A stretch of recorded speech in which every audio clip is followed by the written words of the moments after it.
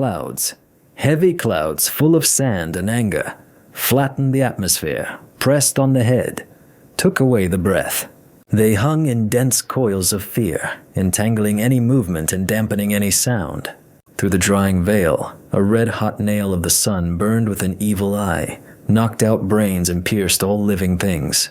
And the corrosive, stifling, everywhere penetrating stench of decaying flesh fettered the remains of life with a dense blanket. It was especially disgusting to walk through the ruined cities as if bitten by huge rats. From time to time, something would break through the dusty curtain hiding the upper floors of the buildings, fall with a shrill cry, cutting through the viscous silence, and fall. Silent, splashing on the pavement. He was tired of scanning the dead buildings that hid still living inhabitants in their vile depths. The city, with the residual peristalsis of a dead man warmed by the sun, squeezed out of the crumbling buildings people who were weakly moving but still able to walk. Like fetid excrement, people flowed into the paralyzed intestines of the streets and sluggishly wandered aimlessly without talking. He could not cure them. He was tired of killing them. Now he simply hid from them. He tried to go around, but, tired, he missed and did not notice the barely audible signals.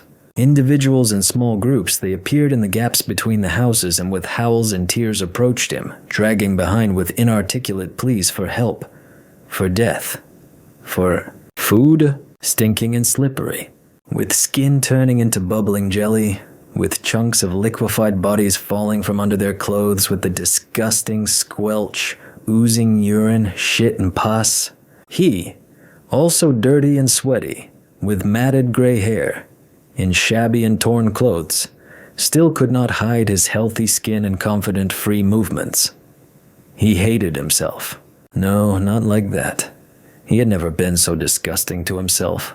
His soul was tangibly twisted into a knot and lay inside, somewhere there behind his heart, impressed like a cold stone. Did not let him sleep, did not let him breathe. He had long since forbidden himself even to remember such a word as a shower, not to mention soap. The bathtub. His large, bright bathroom with a soft, pearlescent light and warm, slightly bluish water. The pool behind the wall. Damn it, he was furious. Today he had killed 5 undead in the apartment below, completely senselessly. He had received another disgusted look from Val. He had done something stupid. They would never have made it to the attic. They couldn't even scream. They just gurgled with an indecent grunt, rolling their eyes. It was strange. But this infection hadn't touched the eyes. The eyes remained alive and shiny even in corpses until they were covered with a haze of dust. Apparently this was an additional bonus from the developers of the infection, especially for him, so that when he cleared the attic and once again prepared a place for the night, these eyes would stare at him from every dark corner of his conscience. In general, he had been imagining too many things lately, but he attributed this to fatigue and the monotonous ghoul diet that he was forced to adhere to on the road. Personally, nothing threatened him in this cesspool of civilization. All their bacteria that had flown out to pasture freely, that had begun fruitfully devouring the population from the inside and outside, decomposing living people into bubbling slime. All this could harm only his sense of beauty. His aggressive metabolism itself could devour anyone and digest almost anything for its own benefit. Even if there was no one left alive on the planet except people who had turned into jellyfish, they would still have enough energy and blood to feed him. But no, he humbly thanks. And although the life energy of people even in such nauseating conditions remained stronger and more nutritious than the energy of some bull in his prime, he sincerely refuses to touch them and God forbid suck them out, that is, almost intimately touch these creatures with his lips flowing a stinking gruel from all their orifices for the sake of the last drops of their lives. He probably would not be able to take their blood, even if there was nothing left here except them. Feed on these idiots. He shuddered. He stood up, holding the blanket on his shoulders, and made his way to the edge of the roof. Even when he'd been looking for a place to spend the night in the attic of a tall building in a dead city, then barricading the door and going to bed, wrapping himself in a blanket, He had been cherishing and nursing his rage. Towards evening, the murderous sun had set, the scorching drought had diminished slightly, and he had woken up, still filled with anger. Why hadn't this idiotic order come when he was nearby, in the capital, and the soft sun of the local warm winter was shining? The population was working and relaxing, playing their usual games, plotting, quietly and peacefully weaving political conspiracies. And he was bored in the tedious services of the local ruler. No, everyone knew everything, but they were waiting for the weather to clear. They were obviously just stupidly waiting for everything to go to hell. And then, as soon as he was sent to catch another conspirator and he went away, the order came. Go, my dear. Climb back through half the world and mountains of corpses, pull out the future Messiah, save the world. Rubbish. The city was empty and polluted. All living things ran away, afraid of the infection and spreading it further and further. They've played too much, conquerors of the universe. They've invented too much. They've found a way to scare all their enemies to death along with themselves. Now almost everyone is dying. And these good principles: do not interfere until the population of the planet reaches the critical point of the apocalypse, so that later they would remember their own stupidity with a shudder, thank, and listen to the savior angels who crawled out of secret portals just in time and brought peace and prosperity to the whole world. Yeah, only the angels also shit themselves and didn't care. While they were counting and balancing, waiting and planning, the revolutionaries scared the government scared the neighbors pulled the string, and here it is. The apocalypse has come and covered everyone. The beautifully calculated plan went down the drain, and he, the angel secretly living here, only managed to snatch this planned Messiah from the coffin already prepared for him at the belated whistle from above. And now he was dragging him on his back across the world, flying into the abyss. Part 2. Steve folded his otherworldly blanket, and the heat, taking advantage of the missing insulation, immediately clung to his body. He looked at the sleeping Messiah. Valentine, there's something 3-story, was tired as a hunted dog and slept like a switched-off robot. Only robots don't have such a defenseless, peaceful expression on their faces. Ha! Steve, even half-dead, could still hypnotize a much more half-dead person. Valentine slept with his furiously hating eyes closed and his mouth, which had been pressed into an indignant line all the time, released into rest. Steve looked at him proudly with the sense of a job well done. It looked like he would pull him out after all. Val slept selflessly, his mouth relaxed and slightly protruding his lower lip like an offended child. The lips of his rather large but beautifully outlined strong mouth were a normal, healthy color. Steve chuckled to himself. Even in his sleep he was offended. Only the skin on his forehead and cheeks seemed to be starting to shine too much again. Damn gray mold. Or was it sweat? No matter, he would hold out until he ran off to hunt. Steve sighed, covered Val with his blanket. 2 layers of insulation are always better than 1. And quietly slipped out into the stairwell where, wincing from sweat and sticky clothes, he closed the door and went into town. It was unlikely that Val would go anywhere. He should sleep for a couple more hours. But if someone suddenly climbed in here, they would at least warn him with the roar of the rubble being cleared. Although what kind of psycho would climb in here? He killed the last ones yesterday. He himself would be sleeping like a fish in a pool right now. But he had orders. And besides, every minute in this damned world sucked out his strength and drained the last of his frayed nerves. He had to go recharge, find food for Val, then conduct a regeneration session and rush to the saving gates of the portal. And where were those bastard bosses? They might both die here anyway. Bastard Val. If he hadn't resisted, he would have saved them both a sea of strength. Of course, Steve drove him away mercilessly. Val didn't complain. He demonstratively didn't talk at all. Of course, he would communicate with an executioner and a scoundrel who killed first half of the opposition supporters and then his own family. Steve even seemed to scream then, fighting the desire to simply turn off the completely unnecessary and belatedly imposed burden. Was it his fault that his superiors were spread out between too many possible options? And when, closing their eyes and apparently at random, they poked a finger and decided to choose Valentine da Strenstein der Keras, the abyss, take their idiotic names. Steve was already in deep trouble and had acquired a charming train of good deeds in the service of the local dictator. I saved your son. And I'm saving you, Steve spat, mentally blocking the enraged former opposition minister and not letting him twitch too much. Try to unfasten the insanely small locks of the shackles when the prisoner, instead of gratitude, rushes about in the stinking mess of his body waste and, splashing all this nastiness and blood from newly opened wounds on you, wants to cripple you. You are planned to lead this fucking world to a bright future, and I'm obliged to take you to the base, whether you want it or not. Don't you dare point at me, scum. You killed my wife. Then Steve couldn't stand it any longer and completely took over the consciousness of his dissatisfied task.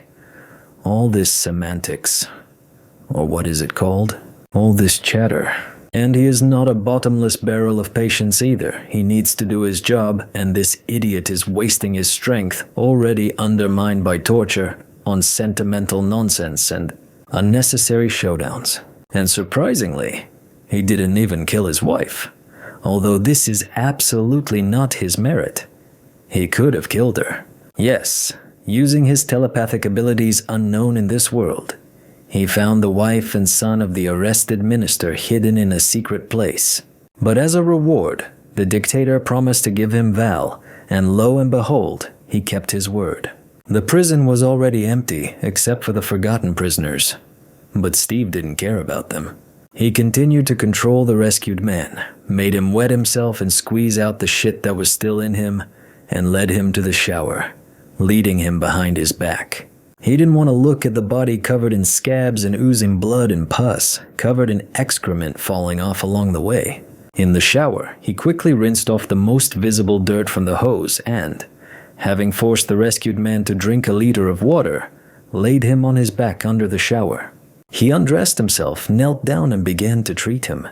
He ran his hands over his head, peeling off the crusts and tearing off the stuck hair. It would have been better if they had given it to him right away. If you want torment, he would have tortured him.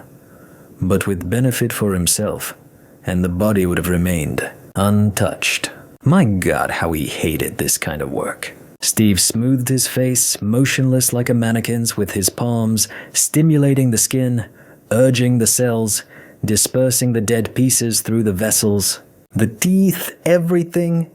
He moved on to the neck, chest, stomach, massaging with his hands, convincing the body to work and turn on the reserves, bringing out all the dead stuff or driving the waste inside into the intestines, drawing water into the body, necessary for the process of frantic metabolism and regeneration, sucking out the excess. It's a good thing Valentine had been in prison for only a short time. His body had not had time to lose much weight, and now could spend the accumulated reserves on healing. All nonsense. Bruises, shallow rotten cuts, burns, more burns. Thank goodness they didn't break his legs, but he would have healed the bones too. It would just take more fuss, effort, and time. Reaching his hips, Steve cursed. Instead of a scrotum, there was a solid crust of caked blood and burnt flesh. Nice. It was good that they had left him on the floor, tied up with his legs stretched out, but should he be treated now? Or should he just spit, cover it all up with a scar and run away quickly? He could walk without his balls. They had left his dick. There would be no problems with the toilet. But he would have hysterics. Not enough work for him. He could also grow balls, although it would be better to grow them in an incubator. They had to go to distant lands to the saving portal in the mountains of a collapsing world, and this future savior and former shitty oppositionist was lying here with half-burned skin, a lot of extra holes, and please, without balls. Great, Steve listened again. No, he didn't feel any signals from the dictator who had slipped away somewhere. The guards or anyone from the local government at all. There was no one here except for the still living prisoners locked up, and besides, he had absolutely no time. Otherwise, he would have lost his temper, would have found them, and would have found what and how to do with an idiot dictator.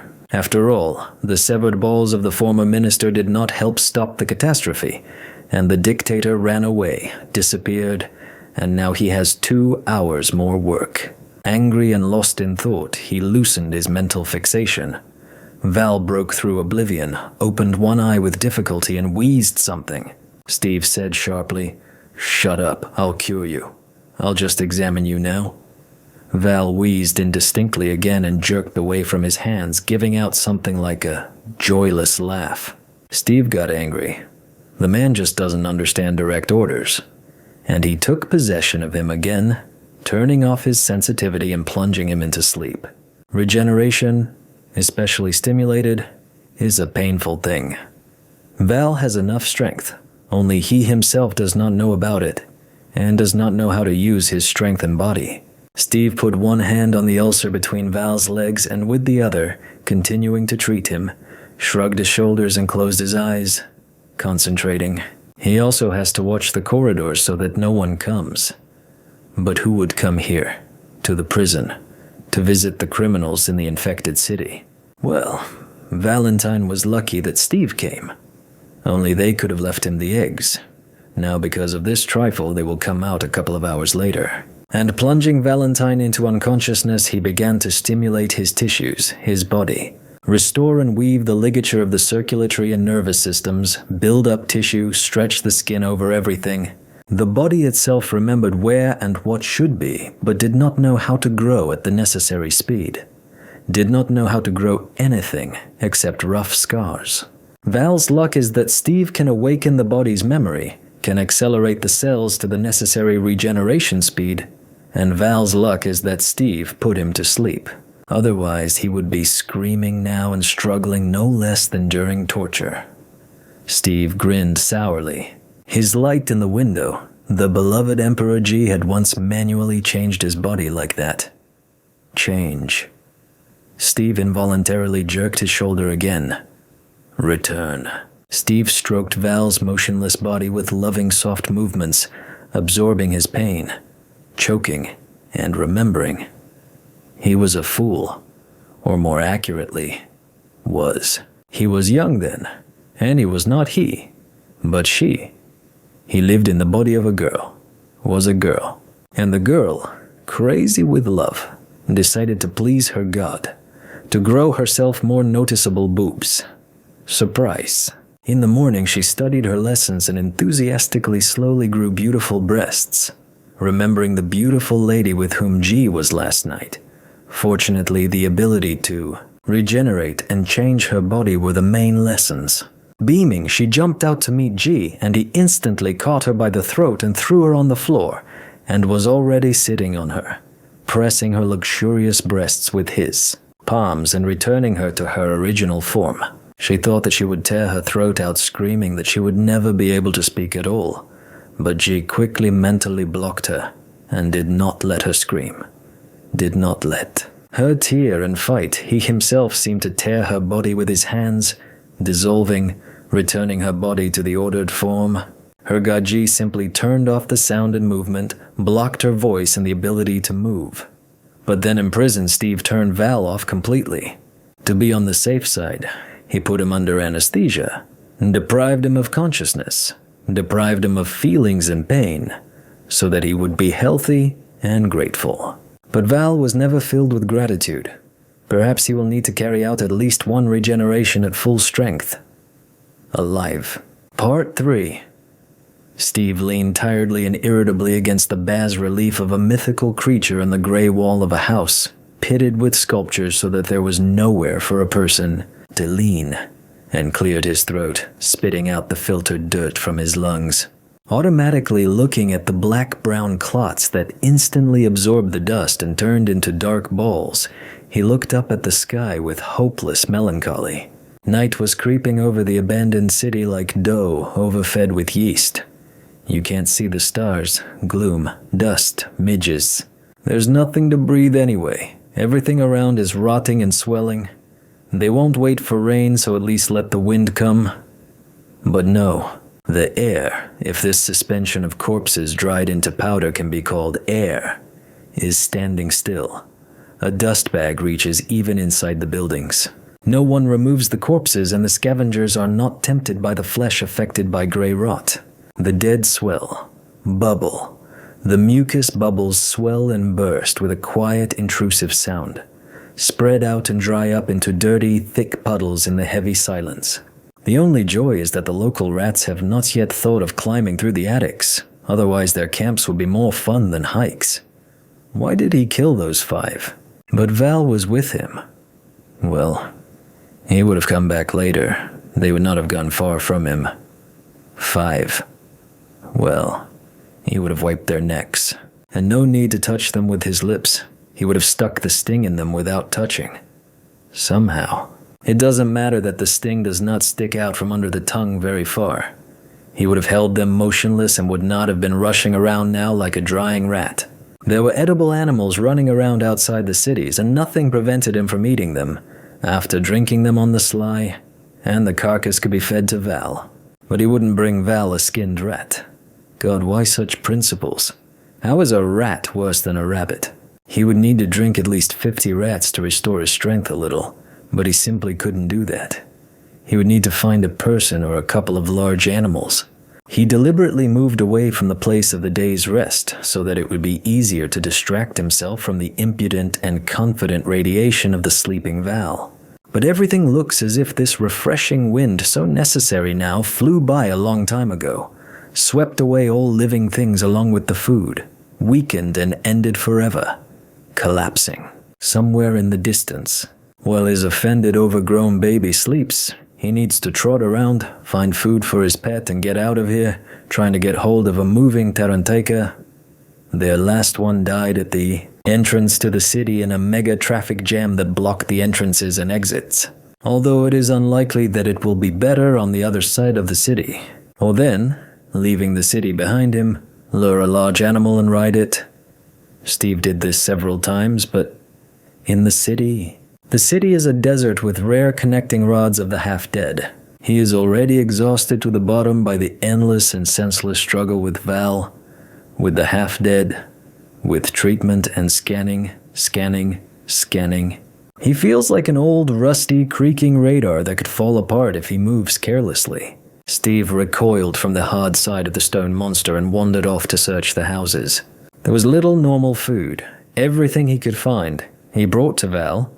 A sick person needed good human food. He could and even had to get by on the food he could find. Blood and raw meat. Where else could he find it in a dead, rotten city? He hated blood.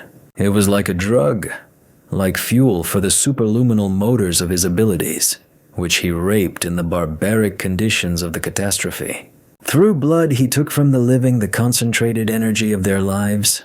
A jet doping that supported him, gave him strength, but sucking, he directly connected to the donor's memories and, sucking him to death, died with him.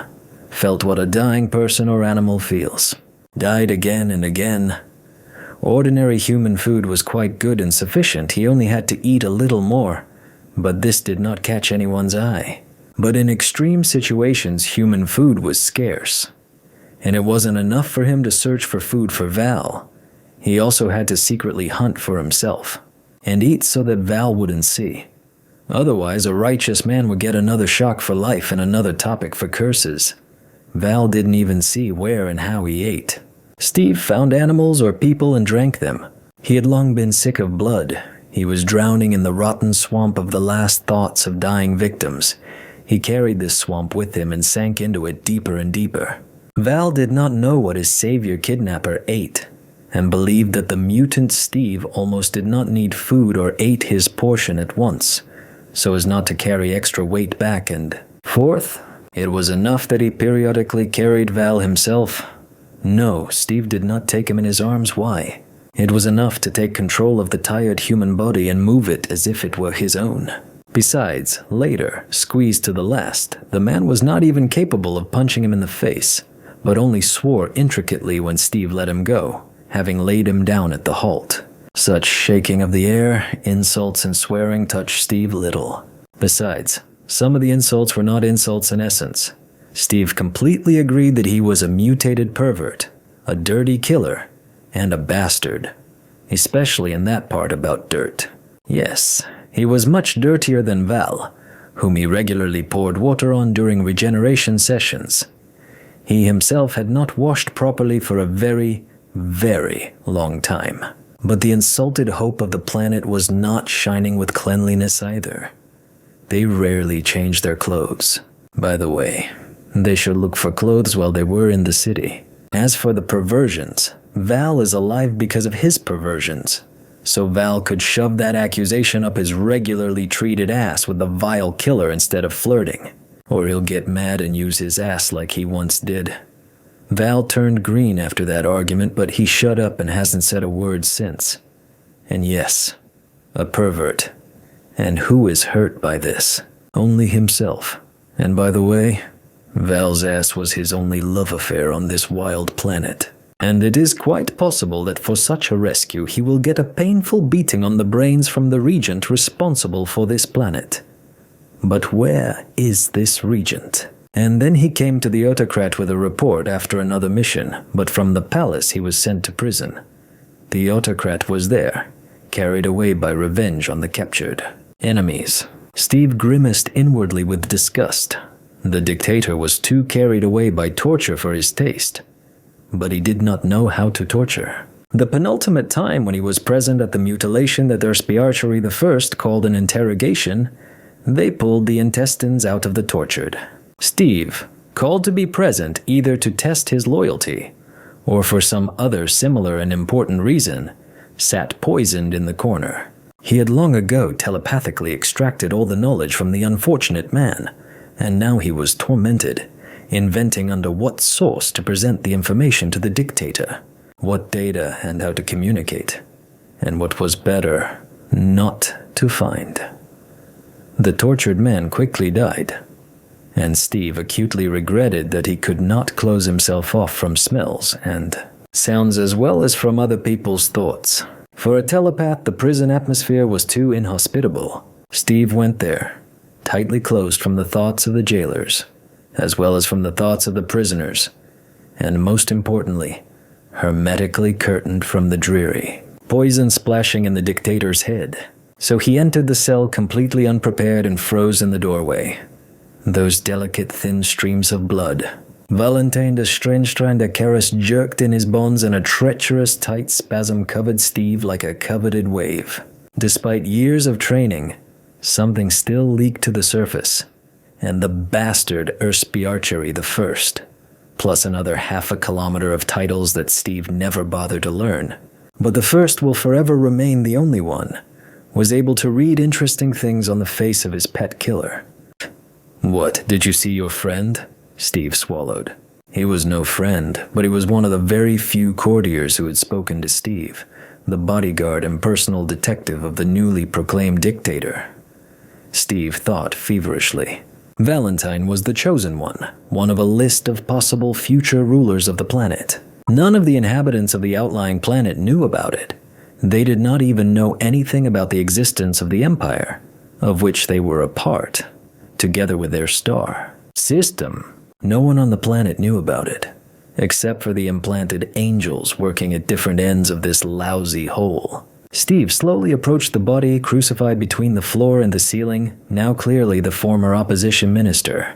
In vain he was shying away from it. It would only make things worse. That's why the wound started bleeding.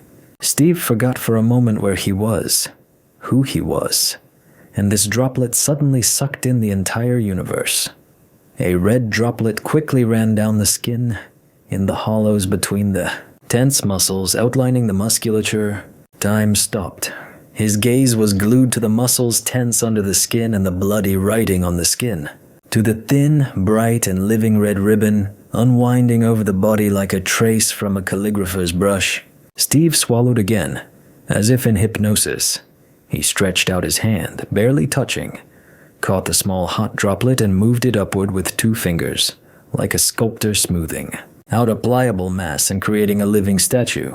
Even his jaw was clenched, not to mention some other parts of his body. No, not now. Not here. Steve pulled himself together, but at the same time managed to scan the condition of the man who was on the list of special interest of his immediate superiors. His true superiors.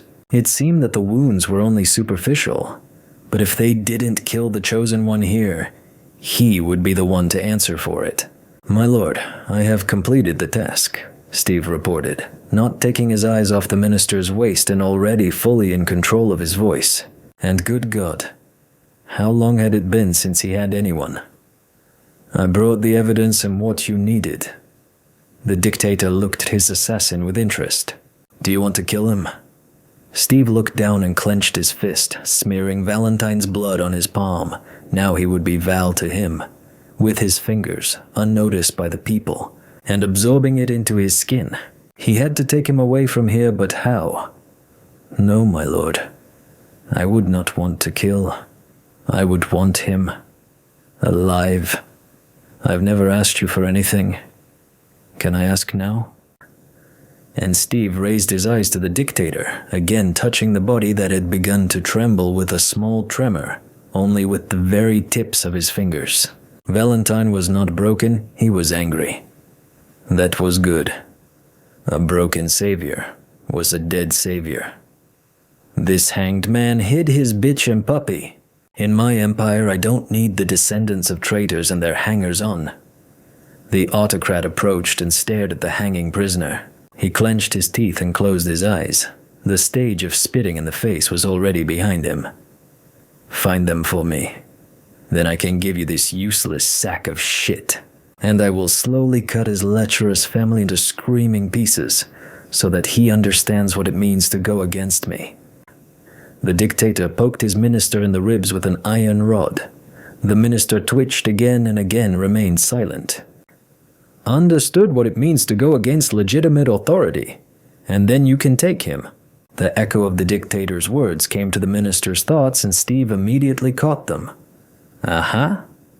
The minister really doesn't know where his family is, but Steve managed to catch the end of the trail, fished out the end of the only important thread from the feverish ball rolling around in the minister's thoughts. And he can carefully pull the thread, go through Val's acquaintances, listen to them, and having untangled all the knots, catch a fish. The minister knew the people who were supposed to hide his family and did not know that he himself had already paid for his life. And now only time matters. Steve quietly removed his hand. He had enough of listening to the prisoner's thoughts. He would better sniff the collection of prison smells. All desires would immediately turn into one to leave here as soon as possible. "My lord, I will find them." Steve fell to one knee and bowed his head. "I hope he doesn't change his mind." "Then show me what you will do with it." He then threw away those clothes and washed himself for a long time. But that feeling when he put his feces-smeared penis in his pants and then walked along the prison corridors, drove through the city and went to his room, and then undressed in the bathroom, that feeling will stay with him forever. And let Val not show off and not pretend to be offended. He gave him the best orgasm in his life. Is he a telepath or not? He took Val tenderly and first took possession of his thoughts and feelings, made him forget where they were, and inspired him with love languor, inspired him with passion and desire, and then brought him to orgasm. This cannot be called rape. Val was satisfied as never before in his lost and flying into the abyss life. And yes, if you cut out from your memory the crowd of obscene jailers surrounding them and focus only on the main thing, then Val should have been happy. Steve, like a good fairy, came and brought him a piece of happiness. It's like giving someone parched with thirst not just a sip of water, but letting them out onto the shore of a boundless lake and giving them an endless choice of drinks. And Steve can't satisfy himself, his creator made him that way. But he experienced this orgasm with Val. He felt Val's orgasm, and he doesn't know how to do it any other way. And so do good to people. Now Val hates him, but he really couldn't think of any other solution at that moment. Part 4. Warm, viscous blood flowed down his throat like a liquid stone and stretched his stomach. The world around him was stretching out, dying, growing cold. His feelings were weakening. Everything around him was being carried away into the distance, into the width, upwards, into the blackness of the endless night. And he, remaining in place, was falling, endlessly falling inside himself, shrinking into an immeasurably small droplet and falling into the abyss of a body that was slipping away and had become alien, breaking his connection with life. Steve pulled out the sting and moved away from the corpse on all fours. He spat out the mucus that had gotten into his mouth and, shuddering, wiped the imprint of a dead man from his lips. He had finally convinced himself to drink the half-dead. Without getting up, he took a few wobbly steps to the side like a crab. He held his breath. Slime, sweet corpse slime, tightened by the sting, filled under his tongue, covered his mouth. His head was buzzing. He sat up, leaning on his hands, and despite the stifling heat, he felt cold. Frost ran down his back with icy little feet and flowed into his fingers. His palms felt almost nothing. His fingers were freezing. Or maybe he just didn't feel them. How could he be cold when he was constantly sweating? His stomach moved sluggishly, like a huge live slug looking for a way out. Poked at his throat and he vomited black blood, almost invisible in the approaching night. His heart was pounding in his temples, as if it was gathering itself together after his stomach. He barely had time to crawl away before he vomited again. He froze, standing on all fours over a small puddle of black darkness under his nose. The last thing he needed was to burst into tears. He squeezed his eyes shut and took a careful breath. A tear flowed out and ran down his nose.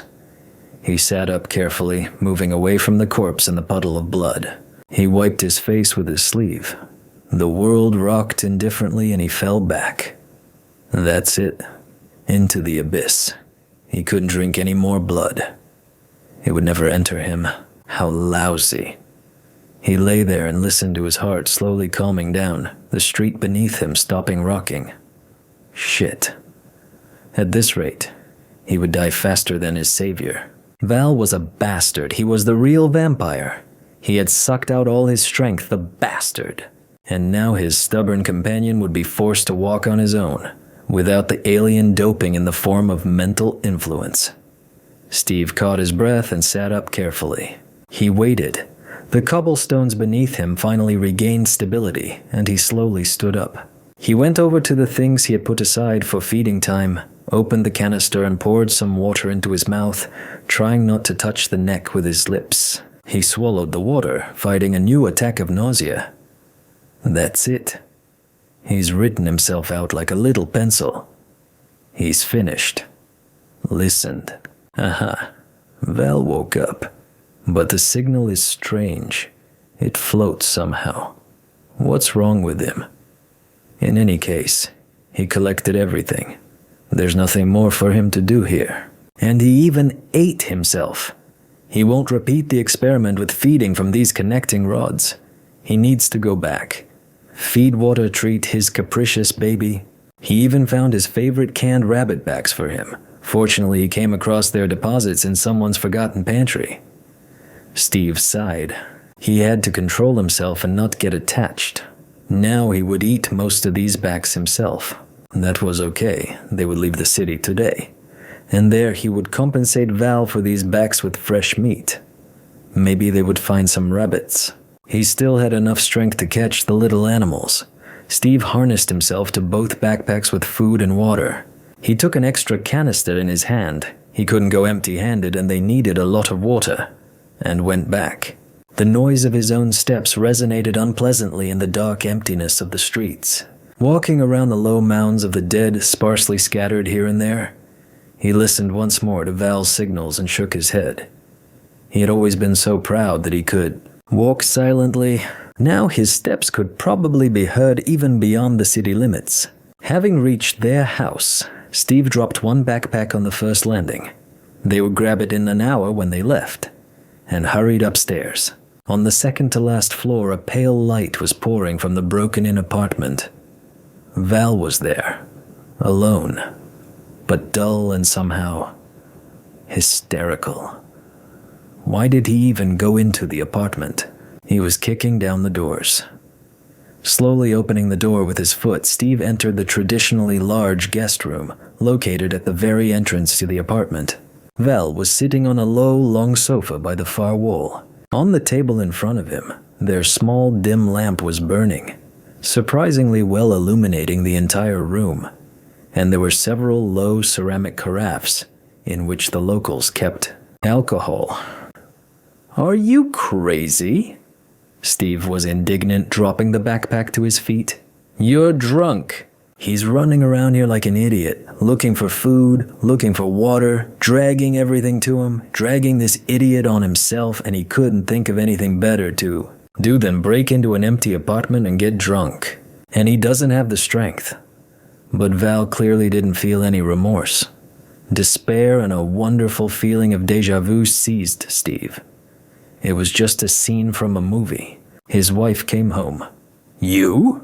Don't you dare talk to me like that," Val roared, moving out from behind the table and throwing the carafe. Steve managed to dodge, sliding along the wall to the side, and the carafe flashed through the open door and smashed with a deafening crash. Drunk or not, he almost hit. "You made me your whore. You made me your trained dog. Me, Karis." Steve closed the door and slid down the wall, sitting on the floor. There was no one anywhere. But sitting by the open door was still unpleasant. Great, he was hysterical. Great. Maybe I should connect and throw objects too? "Okay, Mr. Karis," Steve began, looking at the floor and very quietly. "I apologize for everything I did to you, but otherwise I could not have saved you. And the dog here is only me." Mr. Karis pushed the table aside and approached, striding heavily. "You lie. You killed my family. You are a product of this darkness. Why do you need me? Why should I live now?" Steve went quiet and tensed. If he wanted to wring his neck, he would do it. But Mr. Karis came closer and simply kicked Steve in the thigh, and immediately losing his balance, he collapsed. His thigh immediately went numb. Steve quickly changed his mind and immobilized Mr. Karis, who was indignantly trampampam. He grabbed him from behind across the torso and dragged him back to the couch. "Are you feeling better, Mr. Karis? Do you want to kill me? Beat me up? Do you want to fuck me? No, you don't want to fuck me, but it's a pity. I would have let you." Steve, having dragged the huge and heavy Mr. Karis away, sat down with him on the sofa, pressing him to himself. "I can't let you, Mr. Das Strenchtrainer der Karis, beat me. I can't right now. But if you behave well, maybe they'll let you play with me. But later. And now I'll get out of your head. But I ask you to behave calmly. Your son will need you." And he freed Val's consciousness into the abyss of such hysterics. Strength must be saved. Val took advantage of this and drove his elbow into his stomach. Then he quickly turned around and grabbed Steve's shoulder with his other hand, throwing Steve to the floor, almost tearing his shirt off. "Don't you dare touch me. What are you talking about? I saw my son's body. You killed him." Steve relaxed on the floor at Val's feet, closed his eyes and exhaled a couple of times. "Okay, I'm tired, you're tired. Forgive me, Your Highness." He came to his senses and sat up, straightening his shirt and returning the amulet that had flown over his shoulder to his chest. "This is nonsense, and I already said it. I still need to heal you, that is, I need to touch you. If you cripple me or kill me, you will not return my son. You will die here and your son will remain in the crystal on my neck. And he is a good boy. Brave. He did not want to hide, which was stupid, but he came out of hiding to fight. He even wounded me with a crossbow." Steve decided not to say that he would have found him anyway. The boy's aura glowed for him like a fire in those bushes. He was even glad to expose himself. It was very fortunate that the boy shot him. There was a reason to kill him quickly and save him from suffering. Only he himself did not quite understand why he had removed the crystal of his own trap. which was his insurance in case of death of the physical body. And, having cut the boy's throat, took his soul and blood into it. And how that chief of the guard yelled at him later. They took Val's wife alive, but Steve then spoiled that joy for them. True, they hardly understood it. The body, Your Grace, is not everything. It is only clothing for the soul. Believe me, here. And Steve lifted a milky white crystal with a drop of blood at the top in his palm. And would you prefer that he be tortured in prison? Steve decided not to say that he had already regretted 1,000,000 times that he had wasted his own crystal on the boy. If he hadn't been such an idiot, he would have killed Val and quickly delivered him in the crystal. But this stupid and completely unnecessary sentimentality that had overcome him at the sight of little Val, he didn't even know his name. And now the crystal, his own crystal, was filled, and there was gray rot all around. And little Val's hysterical daddy. Give it to me. Val tugged at the stone, and Steve put his hands out, getting into a stupid pose on all fours in front of Val. The chain held, but the skin on his neck burst and a little blood flowed between his shoulder blades. His blood, of which he had little anyway. Please, I can't take it off, forgive me, Steve lied. He would give him the stone, of course.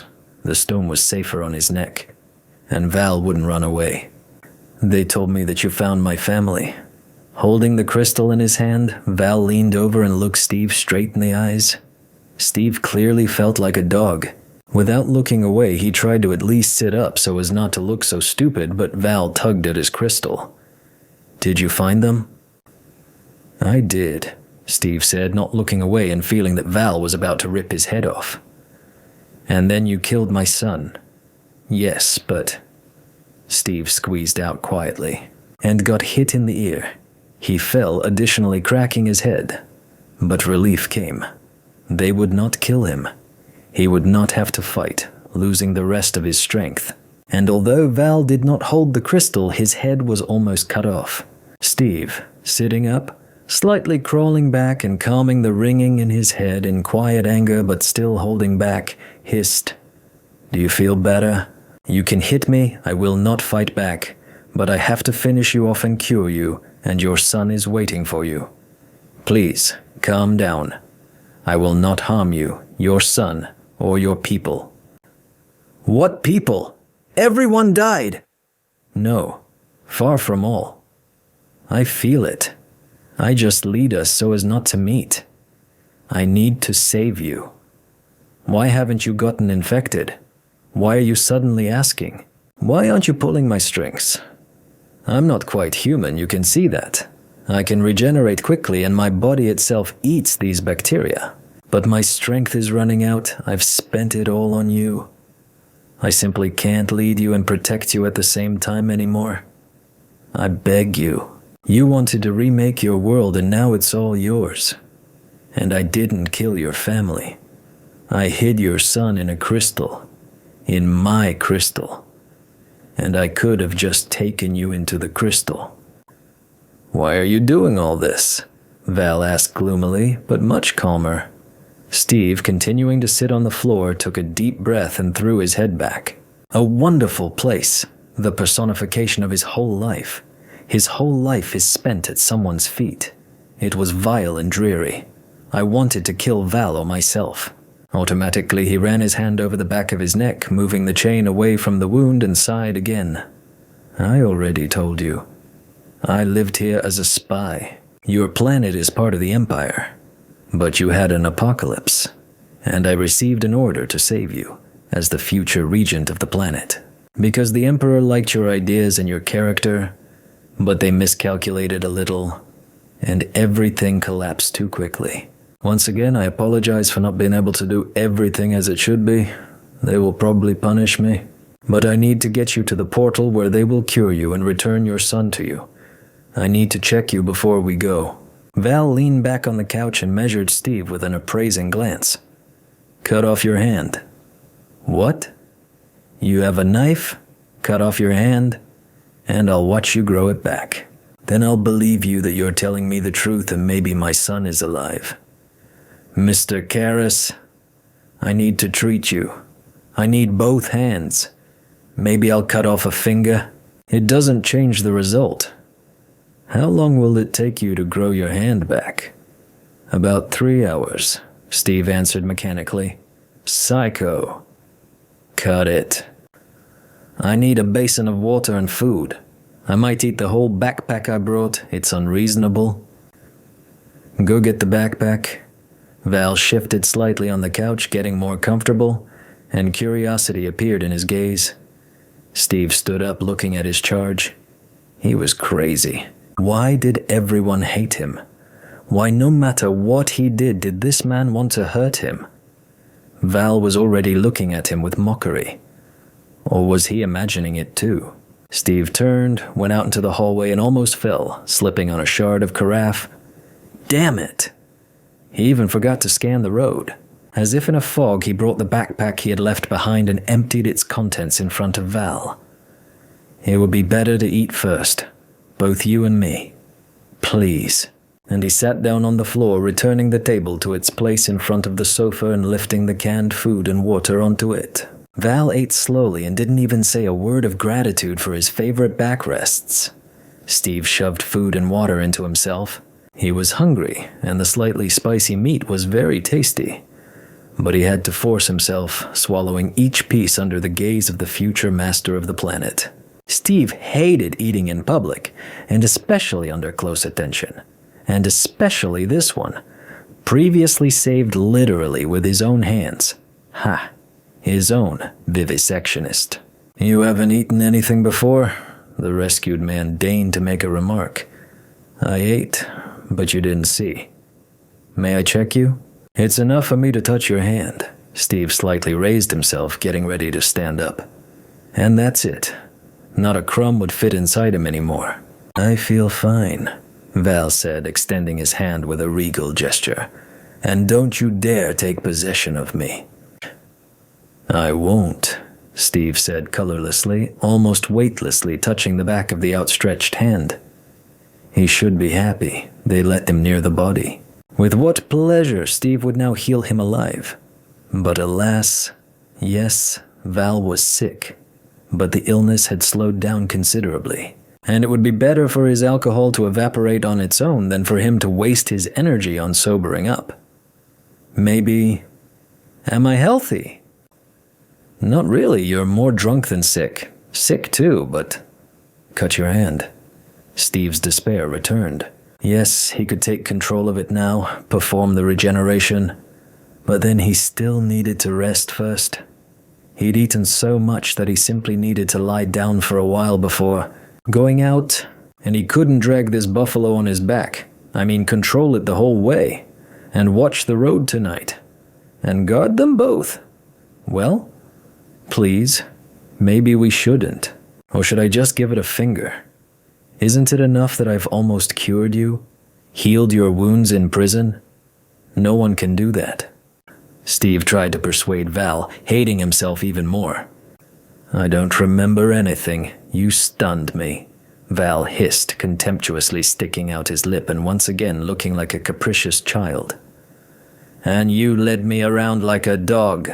Give me the knife. I'll show you that Valentine das Strenchtreiner der Karras can cut off his own hand, you cowardly jackal and traitor.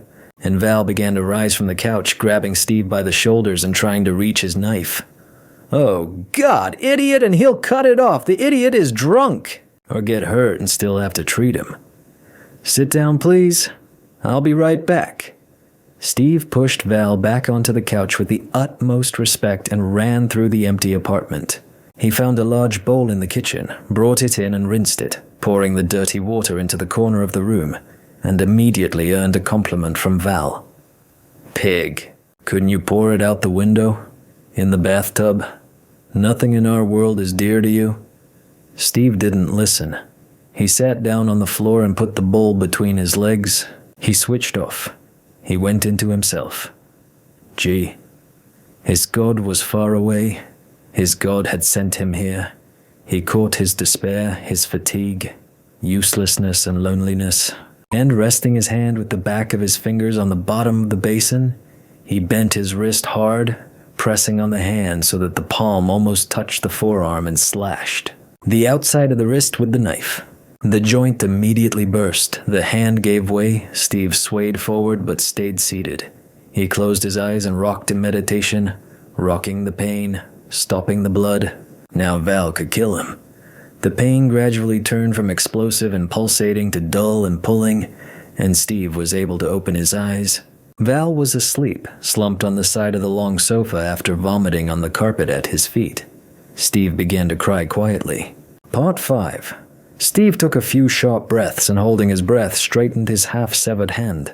Wiping the knife on the carpet and putting it back in its sheath, he grabbed the basin like a tray with a delicate dish and, carefully holding his sore hand in it, moved to the head of the sofa. As always at such times, his head was delightfully empty. Emotions, thoughts, and feelings, like frightened mice, hid deep in their holes and lay in wait. What will come next? Will there be more pain? Or will it be possible to rest and relax, dissolve in the viscous haze of regeneration? He even liked this state of quasi-peace, a prelude to temporary liberation from all problems. You could pretend and think that you were no longer there, that here it was, liberation. Here it was, his personal property, his own place and time, where no one could penetrate, where he would gladly stay if he knew how. Unfortunately, suicide would not work anyway. There was already a system on the planet. The portal was built and the crystal was just additional insurance. If he were to kill himself now, the system would suck him in anyway. Having balanced on the wave of his pain, he took control of Val's consciousness. Val, without waking up, sat up on the couch, took a canister of water and drank as much as he could, and again, at Steve's command, lay down. Steve knelt down, holding his sore hand in the basin. It was better not to throw blood around. Stuck his healthy hand behind Val's collar and putting it to his body. There was nothing to lose anyway, returned Val to a sober state, at the same time slightly dampening the already weak rot, and passed on his pain to him. Val jumped up on the couch and sat up, clutching his hand. You. Steve waited silently. He turned and leaned his back against the couch, lifting the bowl with his healthy hand and putting it back between his legs. He needed water, but he didn't want to move. Val looked at Steve, sitting on the floor to his right, looked at his dinner, quietly lying in the dust at his feet on the other side. He stood up and resolutely went to the toilet. Right, after such libations and treatment, Steve waited. He wouldn't pour himself water on principle. But water was needed for regeneration, and he was incredibly thirsty. Now he would wait and ask, surely Val's compassion would awaken. A failed alcoholic. Val came back and sat down on the far end of the sofa. Bad, Steve thought, and looking at his hand with the drying blood on the skin and the small glowing bones of the wrist peeking out from the wound, he said, Mr. Karras, please give me some water. And fill this bowl of mine with water. I need water to heal. Val immediately stood up, which made Steve very happy. He took the canister, almost handed it to Steve at first, but then went into the kitchen with it and quickly returned with a washed glass. Oh yes, of course. Mr. Karras wouldn't hold the canister for him. Steve, still in the same vague silence, drank several glasses of water and with the feeling that he was finally going to die. But now, having simply burst from a hangover, refused. The next one. Can you pour the rest of the water here? Steve put the glass on the table and pointed his finger at the bowl where his left hand continued to dry out. Val poured water along the wall. Take care, yeah. Steve thought vindictively and sucked in air between his teeth. The half-cut-off hand, like a dead fish, moved slightly, losing weight in the water that had drowned it, and the pain immediately reminded him of itself. Thank you, he thanked meekly. He would be as quiet as a lamb. He had almost no strength anyway, and he absolutely did not need another burst of showdown. Val sat down on the sofa again and after a little more silence said, I didn't think you'd cut off your hand. You need to drink less, Steve hissed more under his breath than to Val. Val made an unclear sound. Either he was stifling an apology or laughter. But it's okay, Steve continued just as quietly, looking into the bowl where the blood had begun to soak back into the cut and the wound was slowly closing. Everything will heal on me, just like on a dog, and there won't be any scars. Val shifted on the couch and sat up, leaning his elbows on his knees and hanging his head, and was silent for a long time. Steve nursed his wound and was going to sleep. Regeneration did not require his attention. His body knew everything and could do it itself. But his body wanted rest and sleep. He was tired, terribly tired. But Val spoke. They dragged Tynan's body by the leg and threw it on the floor, and I couldn't even reach it. And then they brought Giziona. I don't know what they wanted to do with her, but she fell down as soon as she saw me and my son, and they immediately carried her away. And they carried my son away, and I never saw them again. And then that bastard Erspy Arcarius came with the executioners, and I was even glad that I would die too. And then you came and led me through all this horror. Steve opened his mouth but quickly closed it. It would hardly be smart to tell Val that his wife's death was also on his conscience. He had stroked her head in the transport, and thought that she would bite him minimally. He blocked it and gave her regeneration in reverse, weakened the walls of the blood vessels in the brain and the aorta. She would get nervous, her blood pressure would rise, the blood vessels would not withstand it, she would die. Which is what happened. Was this murder or salvation? Although it doesn't matter at all. Val will be fine. He has a son left. The boy didn't see how his mother was killed. He took him first. Everything is fine. He didn't have time to tell his mother anything, but it didn't matter anymore. And then there would have been too much to explain. And she died anyway. Steve clenched his jaw and lowered his eyes, reflexively closing himself. Although from whom? There's not a single living person within a noticeable distance. He doesn't even feel the living anymore and won't look for them. He should get some sleep. Steve sat down a little lower and laid his head on the sofa. I can apologize again for everything, Mr. Karras. I'm very sorry I can't fix it. Then he thought for a moment and added, Mr. Karras, could you take a lamp and go to the attic for our blankets? I can regenerate on the go, but it would be better for me to keep my hand in water until it heals. And in the meantime, I would sleep. Mr. Karras left silently and took the light with him. Darkness and strange thoughts came.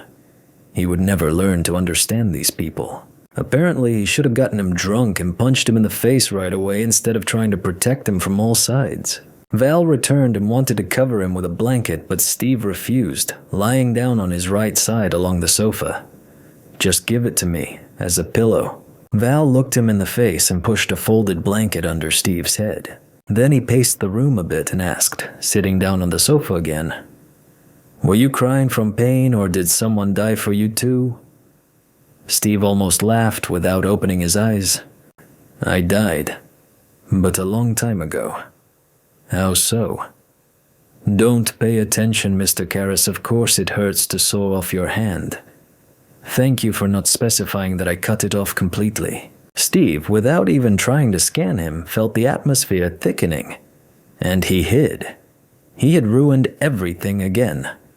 Who was always nagging him? Were they going to fight again? Val sat motionless and silent for a long time. Steve was already beginning to fall asleep, having calmed down that they wouldn't beat him, when Val said, I have to ask you to forgive me. I shouldn't have gotten drunk. But I can't let you poke me. You're too young. Yes, they won't beat me, but they won't let me sleep either.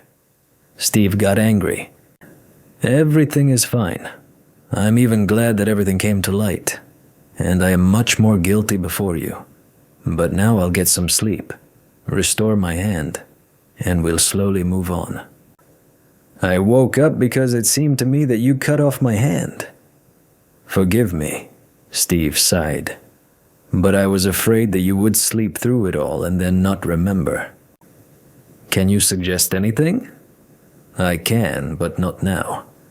And can you suggest it to one or several people there in prison that when Erspiarchery offered you, when you said that, Steve thought that he would never get enough sleep like that.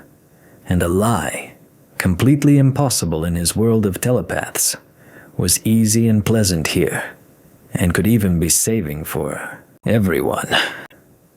Yes, I inspired everything. I had to buy your life. And this dictator of yours is a complete freak. So I came up with such an abomination that he would like... The main thing is that everyone believed. They couldn't help but believe. I inspire very realistically. You know that. The main thing is that Val would believe me and leave me alone, finally. God, Val is an even worse friend than Val the enemy. Why do you have to talk so much? You could have saved me then, and my family would still be alive. I couldn't. Steve wanted to bang his head against the wall. He couldn't do anything. He had no orders then. Forgive me, but I couldn't then. I only had to protect you, but I couldn't do anything against the legal authority at that time. Forgive me. The main thing is not to remember that he actually provoked this psyche to such a ransom option for the person he needed. Val was silent for a long time again. But when Steve had already decided that the conversations for today had safely died, Val again quietly, but clearly audible in the almost absolute silence of the deserted house, asked, "So it was a hallucination?" "Yes, Mr. Karras. Forgive me, Mr. Karras." "Can I go to sleep now, Mr. Karras?" Steve almost blurted out. Was it or wasn't it? What difference does it make?